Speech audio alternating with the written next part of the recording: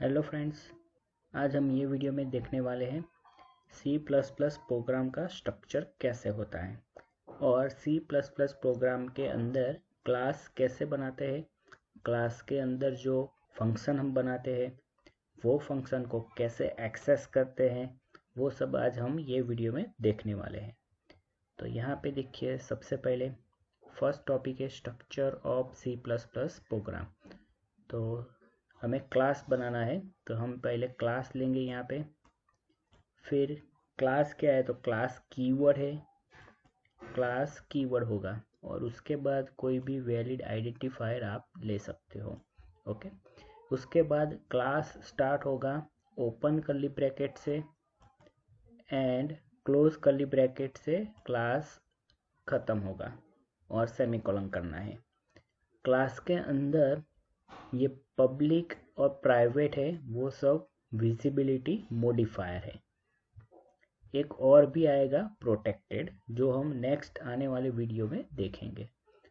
Private section के अंदर जो वेरिएबल डिक्लेयर करते हैं इसको हम बोलेंगे प्राइवेट मेंबर वेरिएबल, और प्राइवेट सेक्शन के अंदर जो भी फंक्शन हम डिक्लेयर करते हैं इसको हम बोलेंगे private member functions. Similarly public section के अंदर हम जो भी वेरिएबल डिक्लेयर करते हैं तो उसको हम बोलेंगे पब्लिक मेंबर वेरिएबल, और जो भी फंक्शन हम बनाते हैं पब्लिक सेक्शन के अंदर इसको हम बोलेंगे पब्लिक मेंबर फंक्शन। जो प्राइवेट सेक्शन के अंदर जो फंक्शन है वेरिएबल है उसको हम बोलेंगे प्राइवेट मेंबर्स, और पब्लिक सेक्शन के अंदर जो हमने यहाँ पे वेरिएबल और फंक्शन बनाए हैं उसको हम बोलेंगे पब्लिक मेंबर्स। तो इस हिसाब से हम क्लास बनाएंगे। क्लास के बाद आएगा मेन फंक्शन। मेन फंक्शन के अंदर हम क्लास का ऑब्जेक्ट बनाएंगे और वो ऑब्जेक्ट थ्रू हम प्राइवेट मेंबर पब्लिक मेंबर को एक्सेस कर सकते हैं।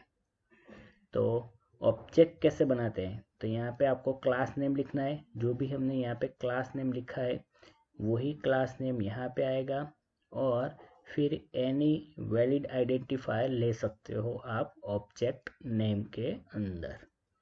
फॉर एग्जांपल मैं ऐसा क्लास बनाता हूँ, class ABC। Open curly bracket से क्लास स्टार्ट होगा। अगर प्राइवेट कीवर्ड में यूज़ नहीं करता हूँ तो ये सेक्शन हो जाएगा बाय डिफ़ॉल्ट प्राइवेट। पब्लिक को मुझे मेंशन करना पड़ेगा, ये हो गया पब्लिक सेक्शन। फिर यहाँ पे जो भी मैं डिक्लेयर करूँगा वो सब क्या होगा, public member variables and public member function. Class को हम फिनिश करते हैं और फिनिश करने के बाद यहाँ पे मेन फंक्शन हम बनाएंगे।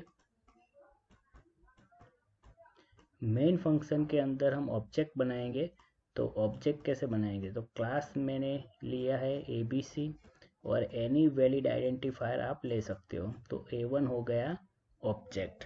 आप मल्टीपल ऑब्जेक्ट बना सकते हो, A2 फिर A3, सेपरेट करना है आपको कॉमा से। तो यहाँ पे ABC क्लास का यहाँ पे मैंने A1 A2 and A3 object बनाए हैं, और फिर ये ऑब्जेक्ट से आप ये public members and private member को एक्सेस कर सकते हो। यहाँ पे मेन फंक्शन हम फिनिश करेंगे। तो कुछ इस तरह से स्ट्रक्चर है C++ प्रोग्राम का।